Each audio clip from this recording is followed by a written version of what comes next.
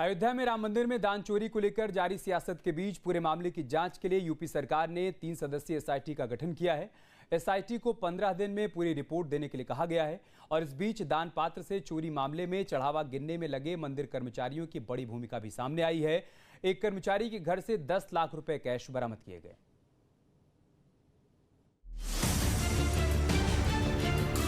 सलाम, नमस्ते, सत श्री अकाल।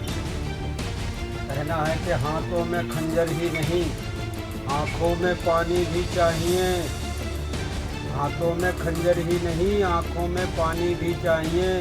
और खुदा अगर हमको दुश्मन दे तो वो भी खानदानी चाहिए। आने वाले लाखों रुपए की चंदे में गबन की खबर से हर कोई दंग है।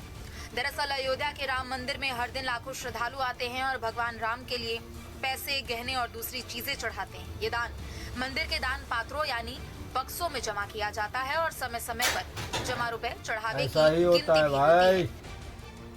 दान के रुपए, पैसे चढ़ावे गिनने के काम की जिम्मेदारी मंदिर के कुछ कर्मचारियों के पास है। इस बीच आरोप ये है कि इन्हीं कर्मचारियों ने श्रद्धालुओं के चढ़ावे में से करोड़ों रुपए चुरा लिए। राम मंदिर दान पात्र चोरी में जारी जांच के बीच बड़ा खुलासा भी हुआ है। दान के चढ़ावे, रुपए गिनने में लगे कर्मचारियों की आमदनी और उनकी संपत्ति में जमीन आसमान का फर्क सामने आने के बाद दान पात्र से चोरी का भंडाफोड़ हुआ। जिन कर्मचारियों की महीने की तनख्वाह 15 से 20 हजार रुपए थी, उन्होंने अचानक करोड़ों की जमीन और प्लॉट खरीद लिए। देखते ही देखते कुछ महीने में ये करोड़पति भी बन गए। इस पूरे मामले में सबसे पहला नाम आया है रुदौली के शुजागंज इलाके के मीनापुर फगौली गांव के रहने वाले एक शख्स का। उसकी जिम्मेदारी राम मंदिर में दान पात्रों के पैसे निकालने और गिनने की है। जांच टीम जब उसके घर पहुंची तो वहां से 10 लाख रुपए नगद मिले। हैरानी की बात तो ये है कि इनमें से कुछ पैसे घर की अलमारी में रखे थे और कुछ पैसे गोबर के ढेर में छिपा कर रखे गए थे। तो वहीं आरोपी के पिता पूरे मामले में अपने बच्चे का बचाव भी करते दिखे। वहाँ नौकरी करते थे 4-5 महीने से जी, और वहाँ कोई चोरी लुका का गई तो वहाँ यहाँ तलाशी भी जौन है जी, यहीं से अपन जौन पाए जो पैसे रुपए 10-5 लाख रुपए वो लेके चले गए। हाँ, पैसा कहाँ से बरामद हुआ? अंदर अच्छा, घर के अंदर। फोटो खींच हम कहना क्या चाहते हैं, जो होना रहा जो हो गया। हाँ।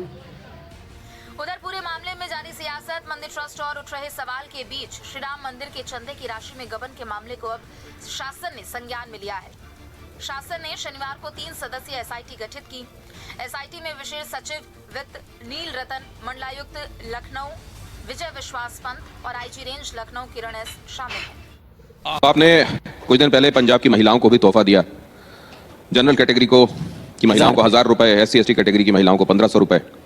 लेकिन विपक्ष कह रहा है कि आपको चौथे साल याद आई। अब चौथा साल पूरा हो रहा है, 5वां बाकी है, केवल 1 साल, तब आपको महिलाओं की याद आ रही। पक्ष में कौन कौन है? आप किसी को नहीं गिनते? नहीं, आपको तो पता होगा ना, बीजेपी है ना, बीजेपी विपक्ष में है, वहाँ बीजेपी है। आप उसको गिनते हैं कि नहीं? कांग्रेस को गिनते हैं क्या? पहले उनके वाला 15 लाख को क्या कहते हैं आप? पहले उनके वाला 15 लाख आ चुका था। हमने सोचा पहले उनको खर्च करने दो, पहले हर एक के खाते में आना था ना 15-15 लाख, आपके खाते में आ गया होगा। अरविंद केजरीवाल की शर्ट आपने देखी होगी। हाँ जी।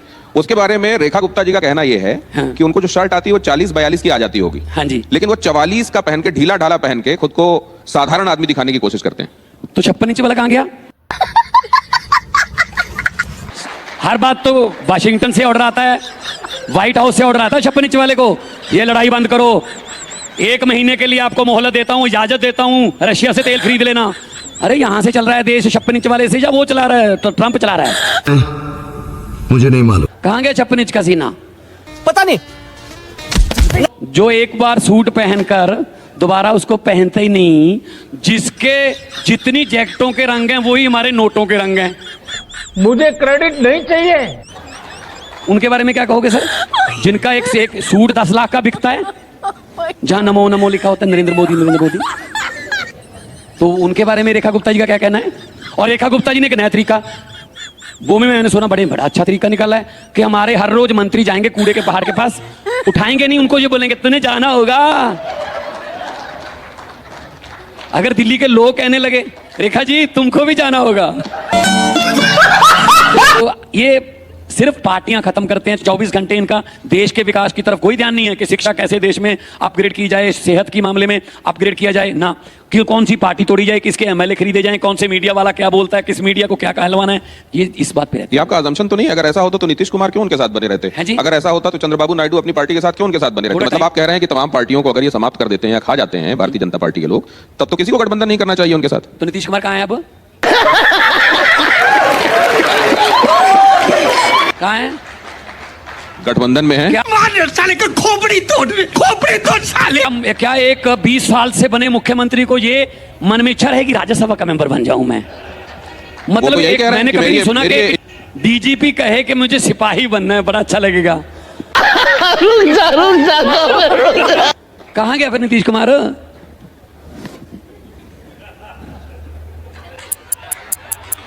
बचत से बचोगे वरना महंगाई में पिसोगे। क्या बात कर रहे हैं? प्रधानमंत्री नरेंद्र मोदी ने बचत के 7 मंत्र दिए हैं। अच्छा कि आपने कहा कि माननीय प्रधानमंत्री जी ने मंत्र दिया है, हमें क्यों उनके मंत्र पर शंका है? क्योंकि उनका मंत्र कोविड में आया था ताली बजाने का, उनका मंत्र कोविड में आया था ताली बजाने का। तो हम ये जानते हैं कि जो लॉजिक देते हैं उन लॉजिक से देश बर्बाद होता है। सही पकड़े हैं। एक काउंटर क्वेश्चन है सर, एक बार सुनील जी को मेरे साथ दिखा दीजिए। सुनील जी, एक काउंटर क्वेश्चन है। बोल जी जल्दी बोल। ये बात अक्सर विपक्ष की तरफ से फैलाया जाता है कि ताली से कोविड को भगाने की कोशिश हो रही थी, लेकिन क्या आपको याद भी है कि उस वक्त क्यों ताली बजाई गई थी? ताली बजाने से हौसला बढ़ता। किसके लिए बजाई? हाँ, नहीं, ठीक बात। मतलब आपको पता था? मैं बस एक क्रॉस चेक कर रही थी। आपको तेज हो रहा है बहुत। अच्छा, दिया किसके लिए जलाया गया था? दिया किसके लिए जलाया गया? कोविड भगाने के लिए। और अगर ताली और थाली और दिए से ही दिक्कत खत्म होती है तो हम तो प्रधानमंत्री जी से कहेंगे फिर दिया जलवा दीजिए, महंगाई कम हो जाएगी। बात तो सही है।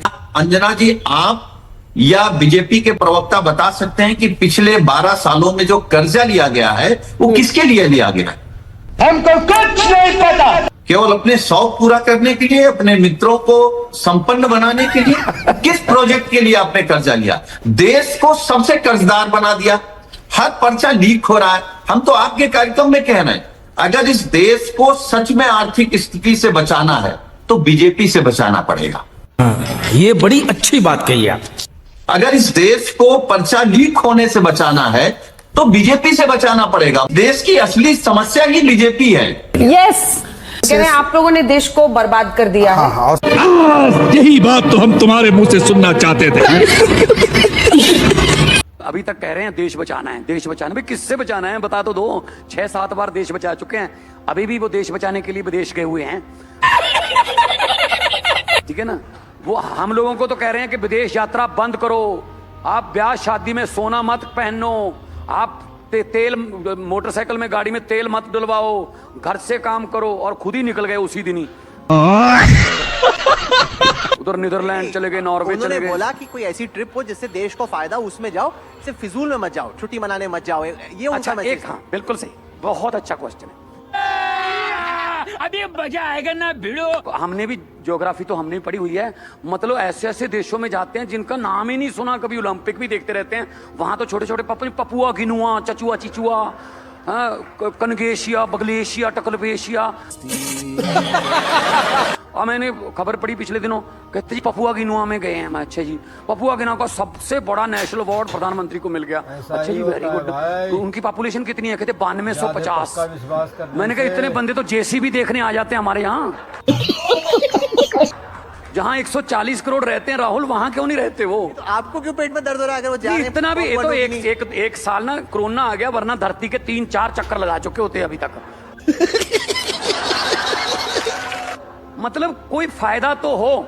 एक मिनट, इतने देशों में गए, प्रधानमंत्रियों के साथ जप्फी डालते हैं, भैया इधर तो ये तो मेरा दोस्त है, ये मेरा my friend Donald Trump.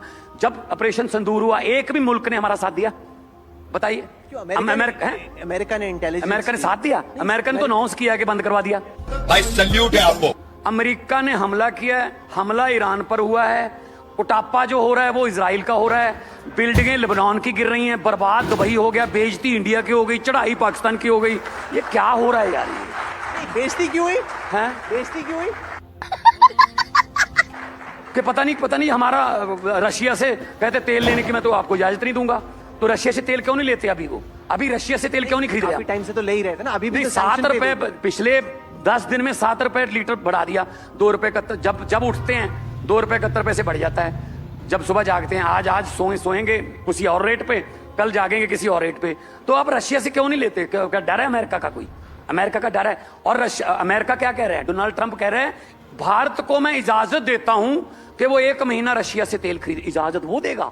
White house चलाता है। हम तो बिशप गुरु बनने चले थे, बिशप चेले बन गए। हम जो वो कहते हैं वही मानते हैं हम। क्या कमजोरी है ऐसी प्रधानमंत्री जी की? अरे बाप रे, ये तो धोती को मैं यूज करूंगी कहीं पे जरूर। मोदी जी ने अपने 4399 दिन में क्या किया ये तो हम सबको पता है, लेकिन इन 4399 दिन में अडानी को क्या क्या मिला ये जानकर आप शॉक हो जाओगे। 2014 से पहले अडानी एक रीजनल प्लेयर था, गुजरात के आसपास कुछ अपने पोर्ट ऑपरेट करता था और छोटी मोटी चीजें कुछ और। लेकिन 2014 के बाद अडानी इंडिया के आसमान, समुद्र और बिजली का राजा बन गया। जैसे 2014 के बाद सबसे पहले अडानी ने इंडिया की 3 जाइंट सीमेंट फैक्ट्री खरीदी, कोई 18,000 करोड़ की, कोई 7,500 करोड़ की, और ऐसा करके एकदम से वो बन गया इंडिया का सेकंड लार्जेस्ट सीमेंट प्लेयर। फिर उसको एकदम से 6 रीजनल एयरपोर्ट्स और एक मुंबई इंटरनेशनल एयरपोर्ट भी मिल गया। इसकी कहानी कुछ ऐसी है कि शुरू में अडानी एक नया प्लेयर था तो पोर्ट लेने के क्राइटेरिया में वो फिट नहीं हो रहा था, तो सरकार ने वो पूरा क्राइटेरिया ही बदल दिया। फिर 2014 से पहले अडानी छोटा मोटा ट्रेडिशनल थर्मल पावर का काम करता था, लेकिन 2014 के बाद उसका पावर गेम ड्रास्टिकली एक्सपेंड हुआ है। इसके बाद अडानी ने कुछ न्यूज चैनल्स खरीद लिए, कुछ डेटा सेंटर्स खरीद लिए, और अडानी को जमीन तो कुछ ऐसे रेट्स पर मिले जैसे आप टॉफी खरीदते हो ना, 1 रुपए 2 रुपए के हिसाब से। फिर गवर्नमेंट पब्लिक को तो पागल बनाती रही एक पेड़ माँ के नाम पर, और वहीं पर अडानी पेड़ ऐसे काट रहा था जैसे आप अपने घर पर गाजर मूली काटते हो, और ऐसे ऐसे करके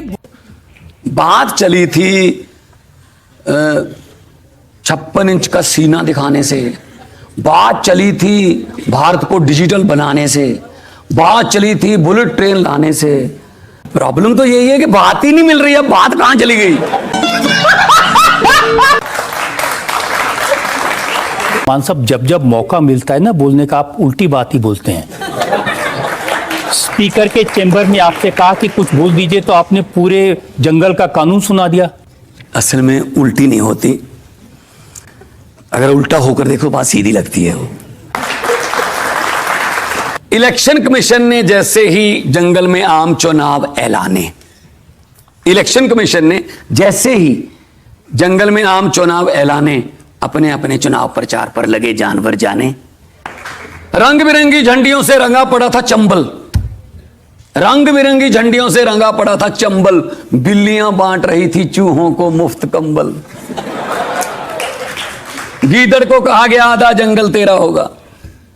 दस साहब सुनिए, गीदड़ को कहा गया आधा जंगल तेरा होगा, उल्लू को बोले वोट डाल दिन में भी अंधेरा होगा।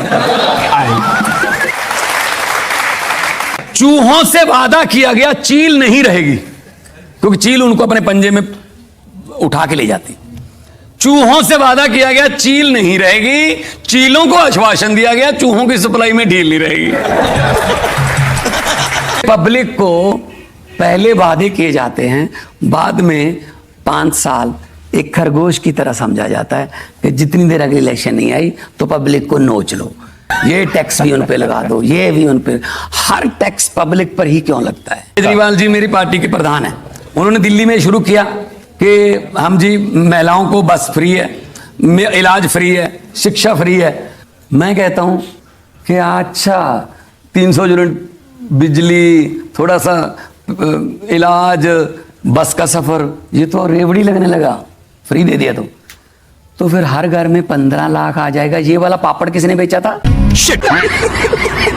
ये वो लोग कहते हैं कि जो भैंस की पूंछ पकड़ के तालाब में जाता था वो मुख्यमंत्री बन गया, दिमाग तो खराब होगा ही।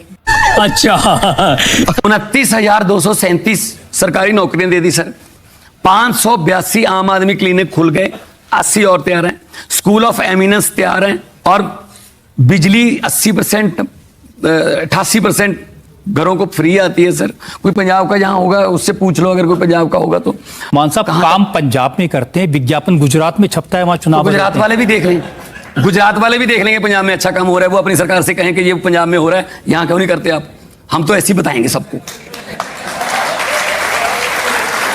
आज आपने फिर अमेरिका से लाइसेंस मांगा है आज ही मांगा है कि भैया हमको जो है तेल अमेरिका रूस से लेने की इजाजत।